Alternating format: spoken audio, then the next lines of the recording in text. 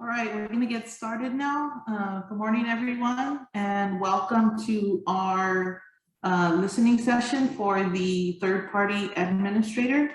And this is for the subjects of career and education pathways and youth-specific housing. We are going to start with introductions of the team. I will start with myself.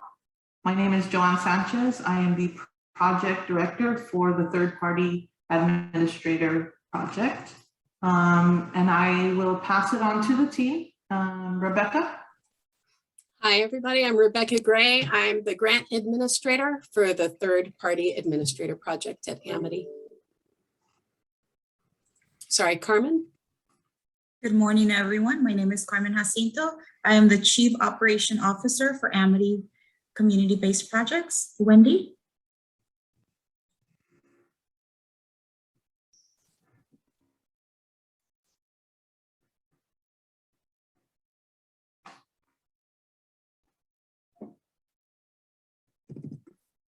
We can't hear you. We'll move on to Ellen while you figure out your mute. Hi, and hello and good morning, everyone. My name is Alan Richards. I'm the Los Angeles Regional Administrator for Amity Foundation. And I think Wendy's ready. Yes, hello, my name is Wendy Thompson. I work for Amity and I am the Associate Director of Training and Technical Assistance. Thank you, Wendy. Carmen, will you share the PowerPoint? Thank you.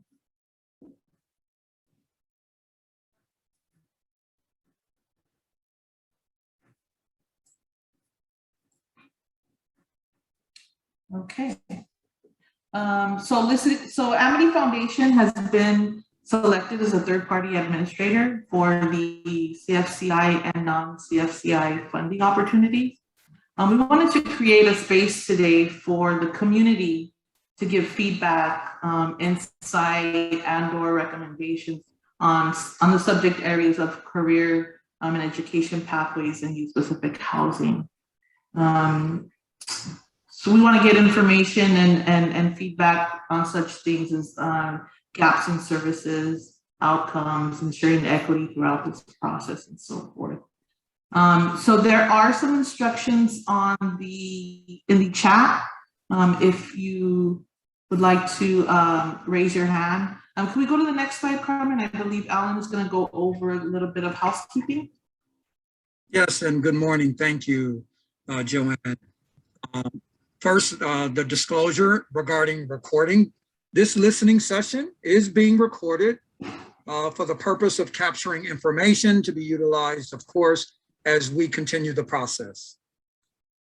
When you're accessing Zoom, a computer browser, a smartphone app, at the top, at the bottom, you'll see a tab that has reactions on it.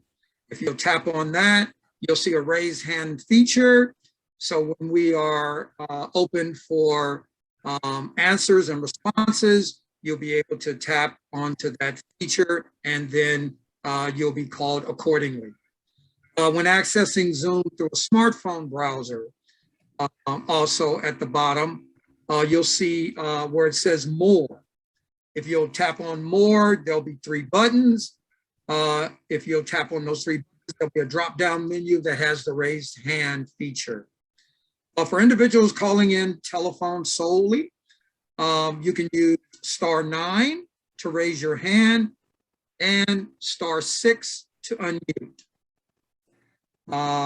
For the disclosure of course, Spanish, we do have interpretation being done in Spanish. All you have to do is click on the globe where it says interpretation, and then you can select that language that is your preference. And with that, I'll turn it back over to Joanne. Thank you so much, Alan. Next slide, please, Carmen.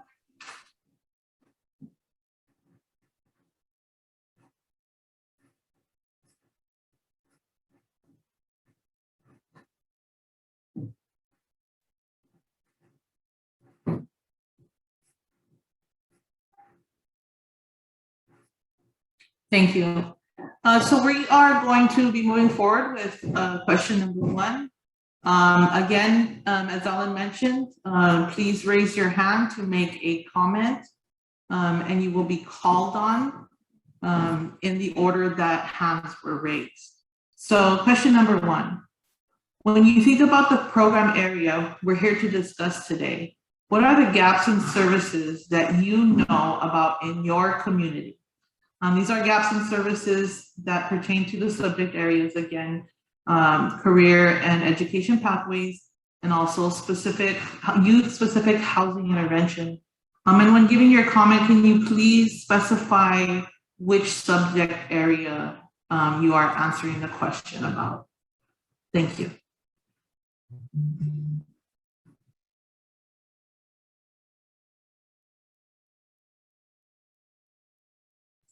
I'm sorry. Also, folks will have 2 minutes to give their response.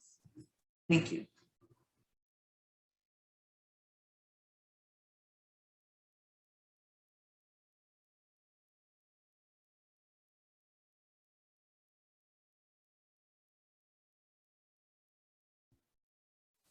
So again, you can press *9 to raise your hand if you are on the telephone. And you can press *6 to unmute. Again, we are allotting 2 minutes for every response.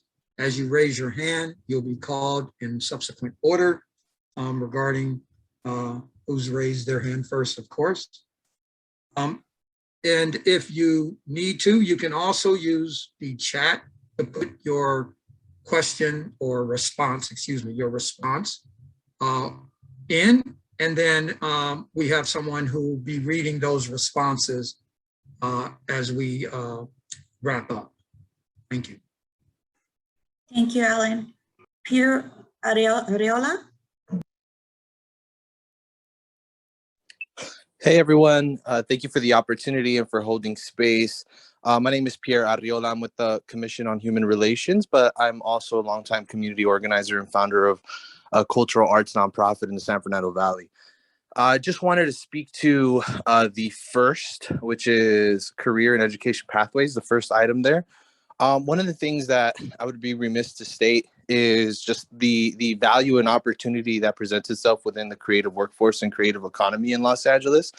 I think oftentimes it is a workforce and an education pathway that is often relegated to, like, let's say the 1% or like the big time actor, but there's so many roles that one can fit into the creative economy, whether it's in an educational, a supportive role, a production role, things of that nature. These present opportunities for us to really involve our most priority communities and communities of color in this mix as well. Oftentimes they're often relegated to not having these opportunities presented. So that's one of the things I really wanted to lift up with respect to thinking through how we fund the creative economy, how we develop the creative workforce specifically in these priority communities, and making sure that the type of workforce programs and grant programs that are created for this are flexible enough to meet the needs of the creative community, because unlike other workforce development programs such as culinary, the creative workforce has its own nuances. So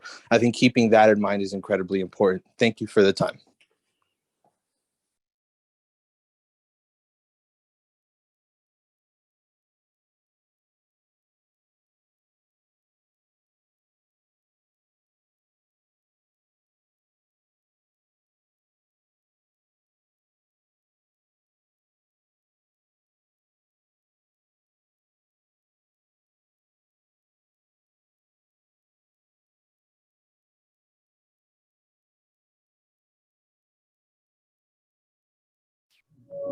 Do you have any other hands up? Anybody else that would like to make comment on this?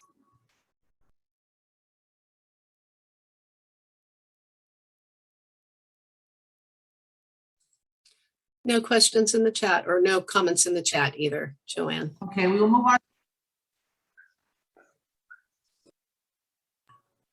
Thank you. I do see a hand up, Darlene Luca.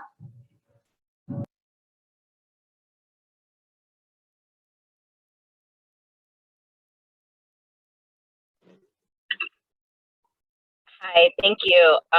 Sorry, I was late in raising my hand. I was driving, but thank you so much to the last gentleman who spoke on the creative workforce. I think that's really important for our young people. I do want to speak to the youth-specific housing intervention. Again, my name is Darlene Duca. I'm from Defy Ventures.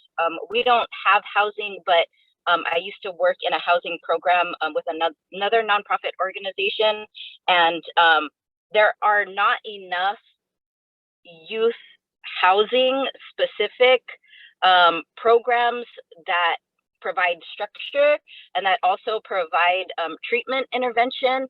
So sometimes our young people, you know, they come home after incarceration and they need specific structure, and sometimes without that structure they fall into some of the old patterns and behaviors, and then the task to find them other treatment programs was really difficult. There wasn't enough housing for young adults between the ages of 18 and 25, and so I think that just having housing for young people for us to send to in the community would be really beneficial. Also with very specific structure that will help treat mental health issues and drug treatment issues. So.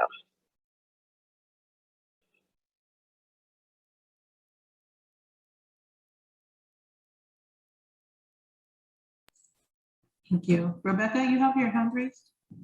I do. There's a comment from Jackie Agor in the chat. We have a gap in our digital infrastructure. There are valuable programs and opportunities available, but the community is unaware of them. Thank you, Jackie.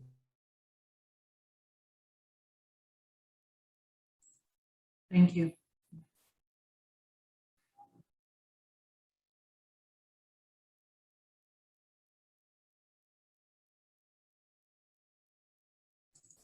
I see Pierre has his hand up. I'll speak again, just simply because I see we're not getting too many responses yet. But one thing that Darlene's comment really lifted up in my mind regarding youth-specific housing interventions is a conversation that I just heard within the LA County Public Safety Cluster on the part of the probation department and the various issues that they've been having with habitability issues. And I think it's something that's incredibly important. What Darlene was mentioning, providing these wraparound services, ensuring that there's pathways to services, but also just on the basic level, ensuring that the amenities and the habitability of these actual facilities is one that presents a nurturing environment for youth intervention. Oftentimes, youth housing is relegated to just like steel furniture and things that aren't really homey and warm and whatnot. And I think there needs to be an added intention around that. And so making sure that we don't just gloss over things that we think, oh yeah, they have a toilet, sure. Oh yeah, they have a bed, sure. Like making sure that we actually get down to the nuance of it, because we are talking about young people. And there's plenty studies out there that show the connection between one's lived space and environment and their development and growth. So it's incredibly important for us to also keep that nuance in mind and for ample funding to be provided for such, because oftentimes we fund the facilities like overhead expenses in the sense of their rent and the services, but we don't fund these additional things that make all the difference in a child's life.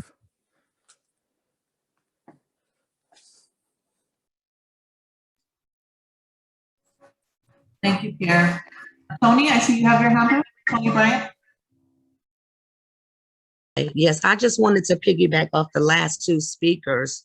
Many of the children or the young people are coming, from foster homes and group homes, and then, into, incarceration. So they haven't even had a chance to even have such a family life or a family living environment, even before incarceration, many of them. So I just think it's real important that we think about that. And just like the previous speaker was speaking about, just having a habitable space and making it such to where young people can just be exposed to what it is to have, a family environment and, to be, in a family community. So that's all I was going to say. Thank you. Rebecca? Hi all, I have 3 comments from the chat. From B, some of the gaps we see when we work with Native and Indigenous youth in our communities is the lack of culturally affirming programs and environment.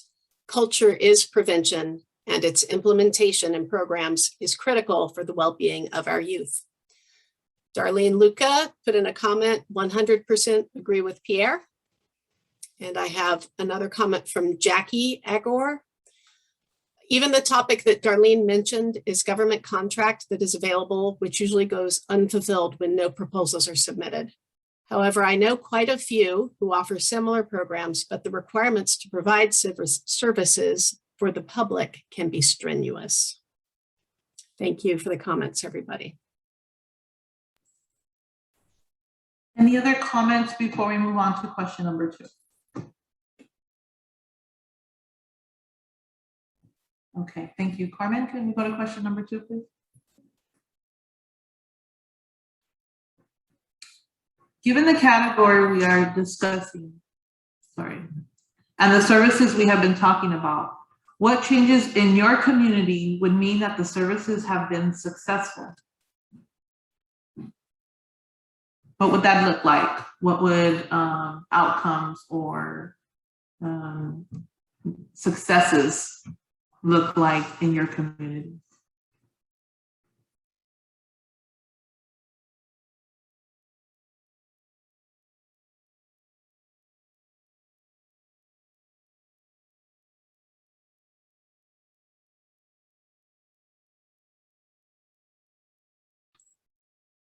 Tony, Brian?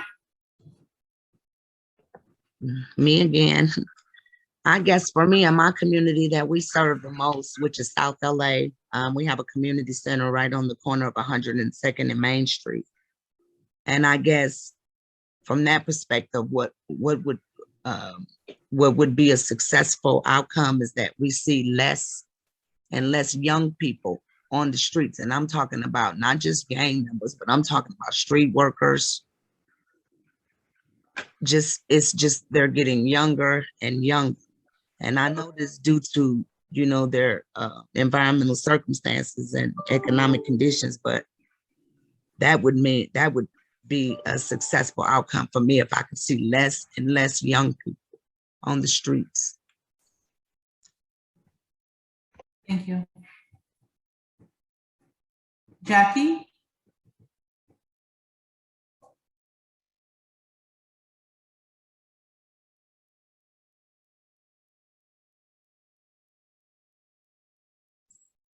I think she put her hand down. Rebecca?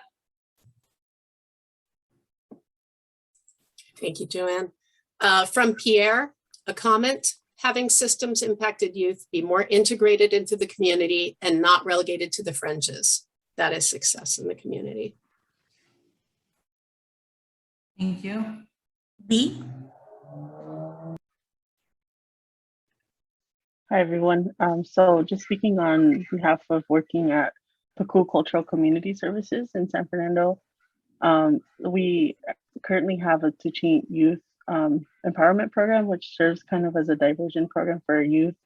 And I think one of the ways that we can see the greatest impact is kind of reducing the, we constantly talk about the statistics of Native and Indigenous youth when it comes to substance use and like homelessness and being a community that is definitely disproportionately affected by some of these effects. And so some of the changes in our community, it would mean that there are less youth out there who are resorting to these substances. There would be more mental health care, and there would be an easier access to higher education or educational and career opportunities. So really, I think aligning with a little bit of what Tony mentioned of like less youth on the streets, less youth incarcerated, and a little bit more of an easier time moving upward in their lives and feeling empowered to do so. Thank you. Thank you, B. Jackie? I agree with everyone. When we see opportunities that are available posted on the street as often as we see others on the street, if the homeless actually could read a sign that said, hey, if I really do need help, this is where I can go, instead of, we do need to empower them to create that change, but most of them believe that it's not even available to them. So especially for kids, when they go on the internet, they can search for something. There are other opportunities that know how to get right in front of your face. We really need to put these opportunities that you guys are creating right in front of them too. That's really all it is. For me, success would be when every seat in your program is full. We won't see as much of what's happening out there because we'll have so much there's so much to be worked on. We just need to get the message out there.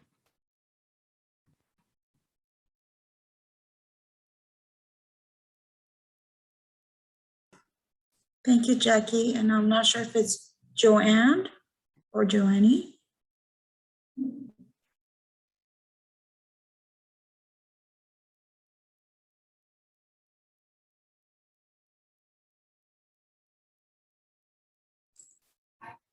Joanne Russell? Can you hear me? Yes. Good morning. I wholeheartedly agree with other speakers. The lady who on 102nd and Main kicked it off. And my concern is, though, that we do get our children off the street, but for African-American youth, that we are actually intentional. Because I don't know if people really realize, or we have just ignored the fact that roles have shifted. And they really don't feel welcome in spaces in their own community because our language and our cultures tend to separate us and put them in isolation.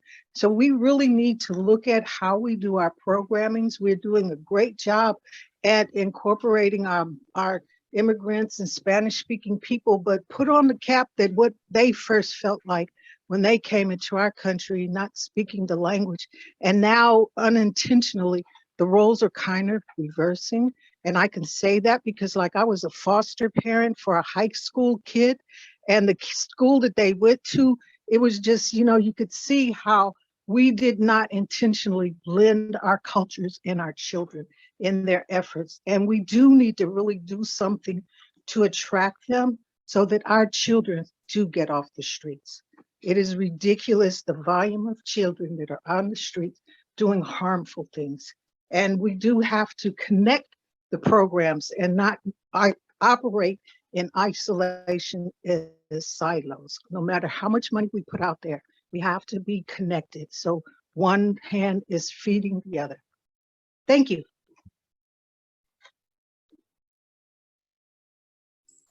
Thank you. Wendy, you have your hand up? Yes, I'd like to know from the participants what services you have provided that has worked, that you've seen successes. I'd like to know that because that's important. To me, I'd like to concentrate on that rather than stumbling in the dark. So if you can give me some services that your organizations have put in place and you've seen a remarkable or small successes, I'd like to hear that.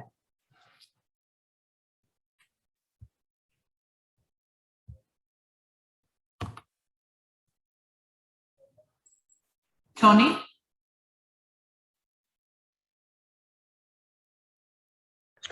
Yes, hello again. Like I said, we have the community center on the corner of 102nd and Main Street. And we try to make that just a one-stop, all-inclusive place for young people in general. Inside the community center, there is a computer lab inside the center. Anybody can come in and get on that computer. There's 6 computers in there, and they're socially distanced with cubicles. And then we have a fitness center. You don't have to pay to have a gym membership. You can come and work out anytime between the hours of 9 and 3 p.m. without any kind of gym membership. There's a music studio. inside the community center. You can come and be creative and make pieces of art, works of art. We've had people publish music that has come from that community center. We also have a gaming center where not only kids can come in and, oh yes, they want to play Xbox and PS4, and we have that. That's fine. But what we have is somebody that comes in and teaches them about coding and gaming and coding and how that can be a career.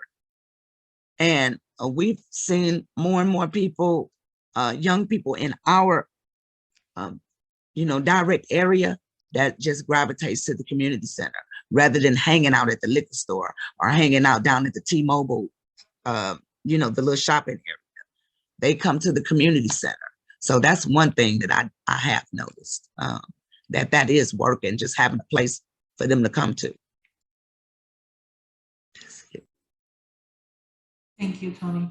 Darlene?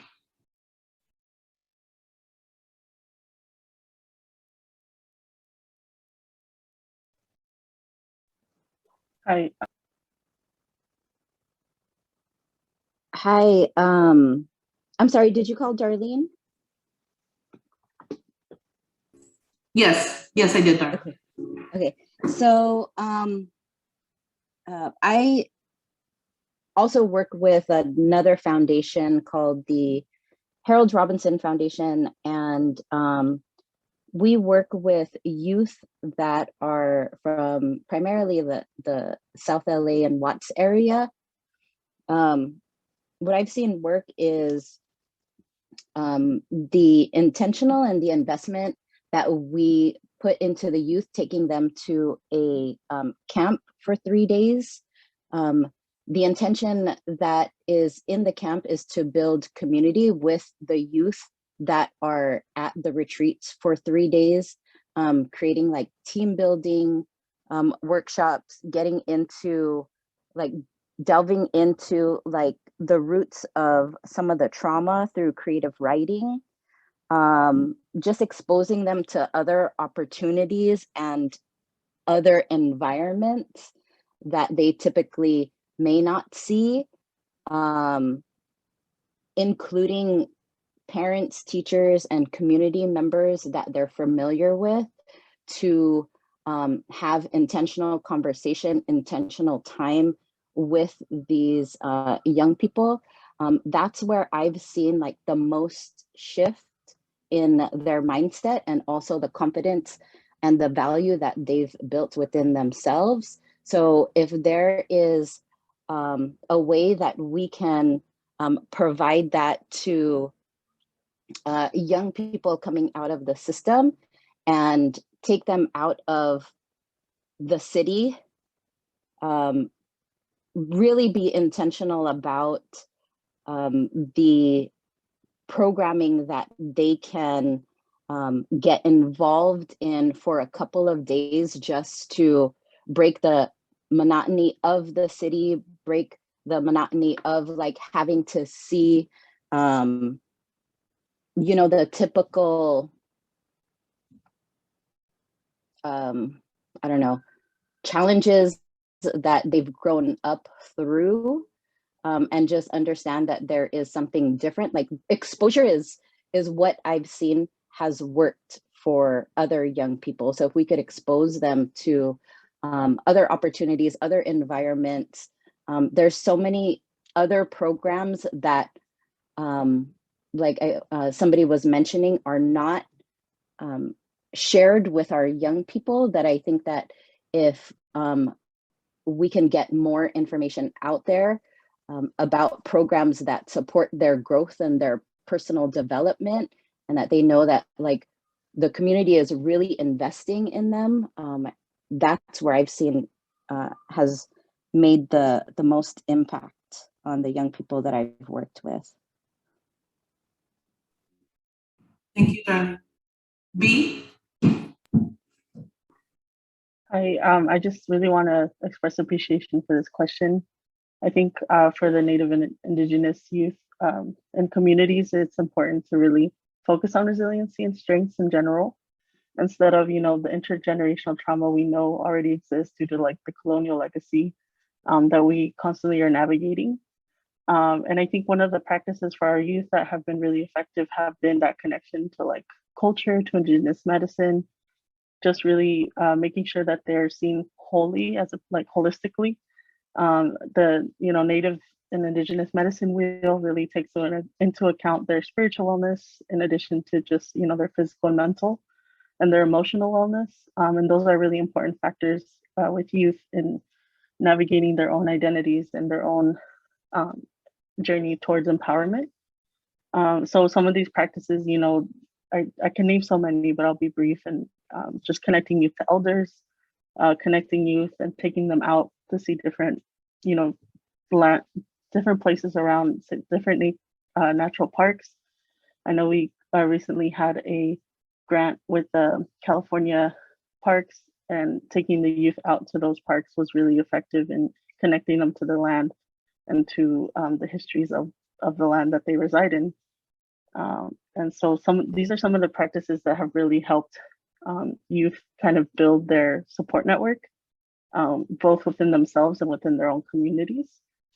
So it's important to always connect them with not just their elders, but also other leaders in the community, other maybe students who are already on their way out, graduated. So connecting the younger youth to the college-aged youth has also been an effective practice. So there's just a lot of really small components to cultural empowerment and affirmation that we have to take into account when we're working with youth diversion and really trying to better our youth. Thank you. Thank you, B. Jackie? I completely agree. It's you can't move forward when you don't feel like you have the strength to stand. We really need to develop a more understanding community so that we can have our hyphenated identity and wear it with pride, so that we have the courage to go out and seek new opportunities. Like the music program that you have at your community center, and all the coding. If you guys need more funding, if you need more people to fill that, Google has all of these opportunities. They will even give you the computers for free. If they need to see what is available to them this month, I believe it's actually this week, tomorrow or today, you can go to Santa Monica, and they even have buses that will route and pick them up. And you get to see a hip hop hackathon where their lyrical creativity can be put into a computer that can start using machine learning or an algorithm to start creating new content. How can we use that in social media? And we start talking about things that they're interested in.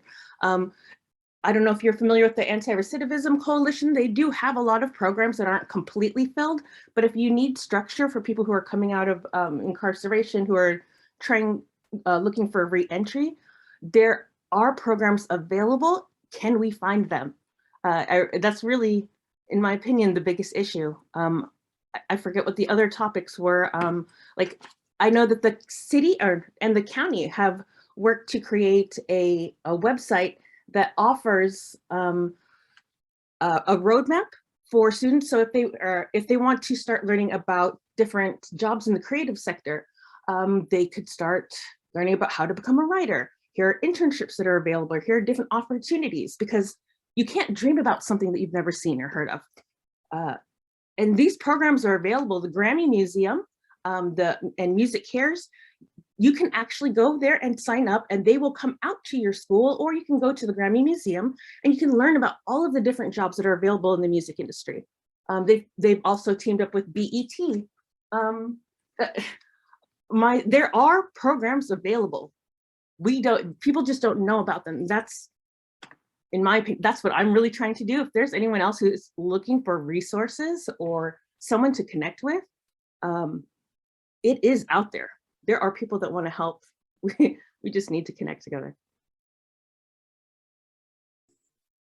Thank you, Jackie. Are you able to put your email or contact in the chat so that people can email you if they have additional questions? Of course, thank you. Thank you.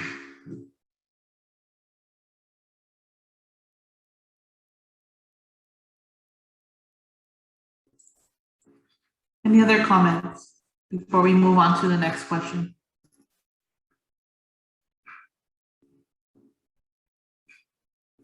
Okay, Carmen, next slide, please.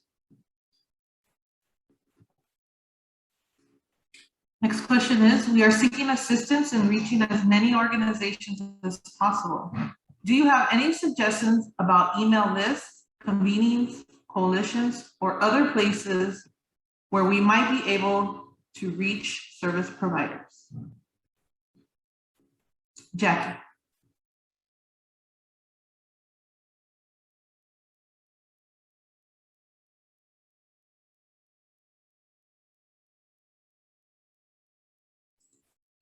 Jackie, go ahead. So again, the county and the city are creating a program where people can connect with each other. So maybe if you already have your like a SAM account, a lot of that information will hopefully transfer over so that people can find you. There are, honestly, I would love to, this is an idea that I've been sitting on and I feel like it's more prevalent than ever. I wanted to create the Creators Collective, where it's a website where if there's an arts opportunity available, like right now, there are tons of grants and artist calls available from our local community. How many artists know about them? No one. So we can't actually share email lists because that's illegal and we want to comply with GDPR and CCPA laws. But what we can do is all of these systems do have ways for us to integrate our, for instance, if I was to go live on my Instagram or on my Facebook, I could also go live on Amity Foundation's Facebook at the same time. And because if there's anyone that knows both of our programs, they're going to get a notification. And if we all went live at the same time and actually connected our businesses together, we could reach a ridiculous amount of people. I've done this with a few small businesses in Philadelphia where, you know, they could only reach 20, 30 people when they went live and were giving away free programs.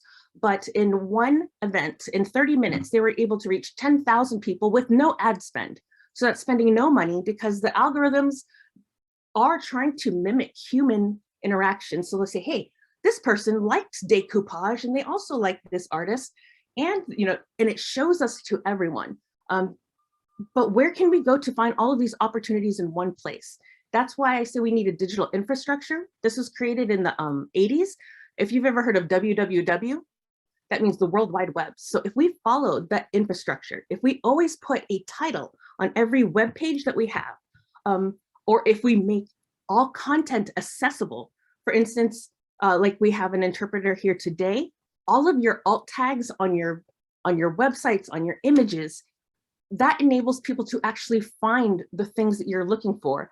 How we have so many case studies that are filled with information, but because we keep putting them on PDFs, nobody can find it. It's a photo document, right? So we're unable to scan that. All that technology wasn't really available until November of last year. So if we put everything in one place, or if we actually started using best practices, you will be found. We can find each other. Sorry, I'm ranting. It's just really a big topic for me. Thank you, Jackie. Anybody else?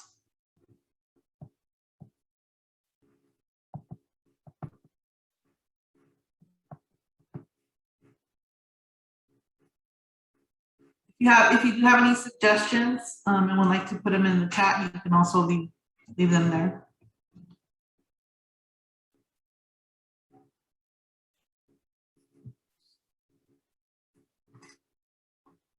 Okay, thank you. Carmen, will you move on to the next question? Next slide, please.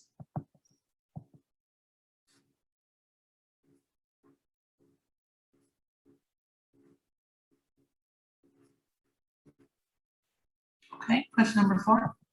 Do you have any recommendations regarding how we might ensure equity throughout the funding application process and after the funding awards are made? Jackie.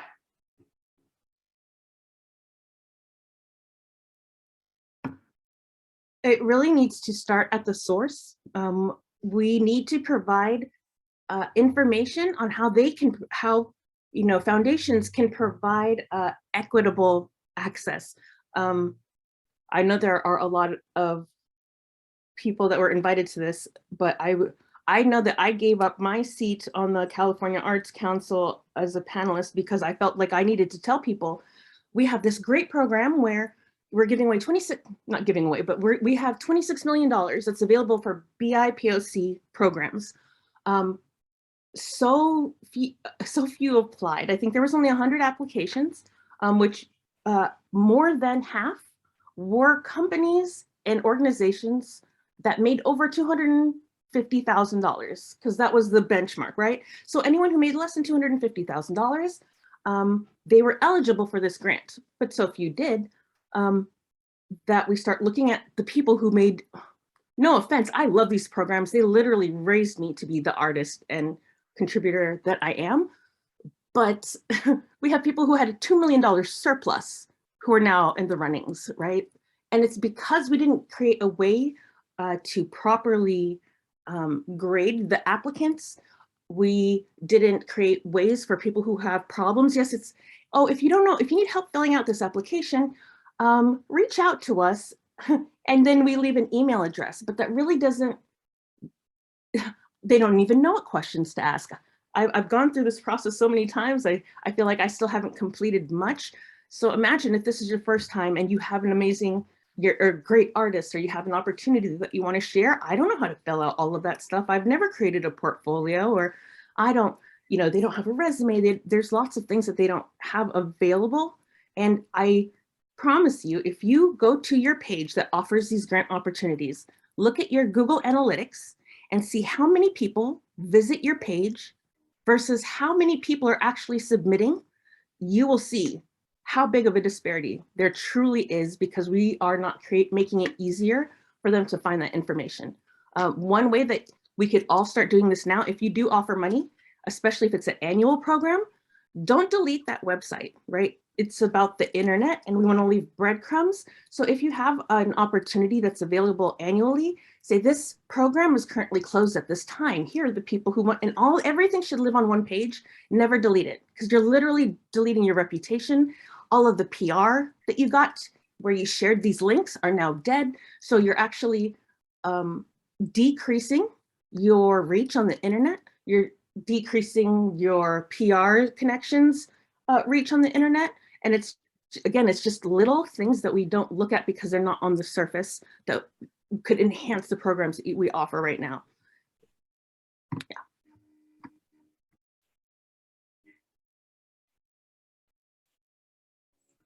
Thank you, Jackie.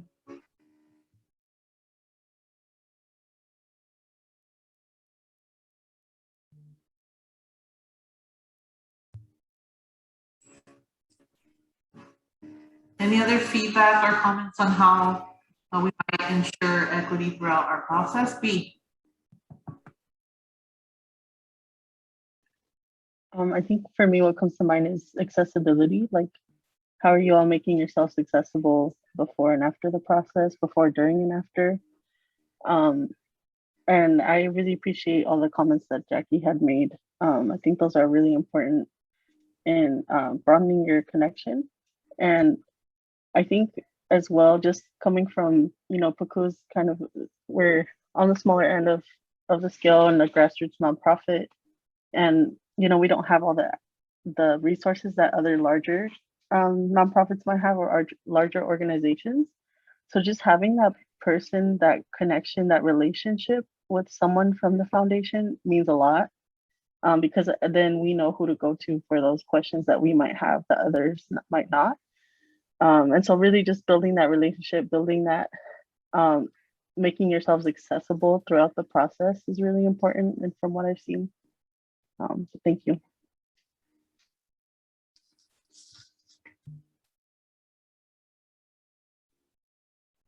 Thank you, B. I see Rebecca has her hand up.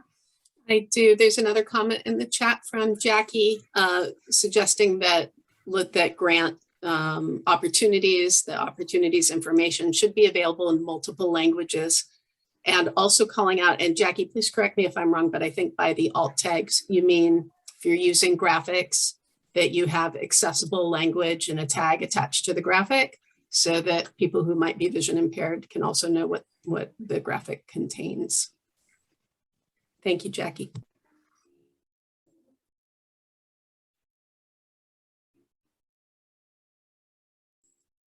Thank you, Rebecca. Thank you, Jackie. Anybody else like to make comment at this time?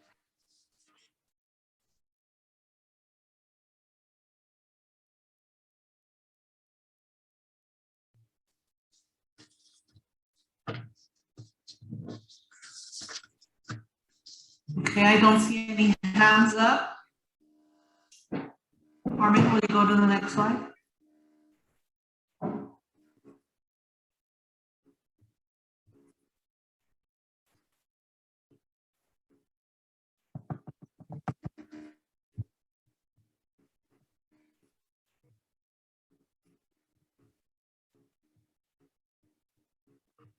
Carmen? Oh, thank you. All right, thank you, everybody. So that concludes our presentation today and our listening session. Thank you for everybody's participation. We really appreciate all the feedback that we did get. Please feel free to contact any of us if you have any further information. You can go to our website and email us as well. So thank you, everybody, and have a great day.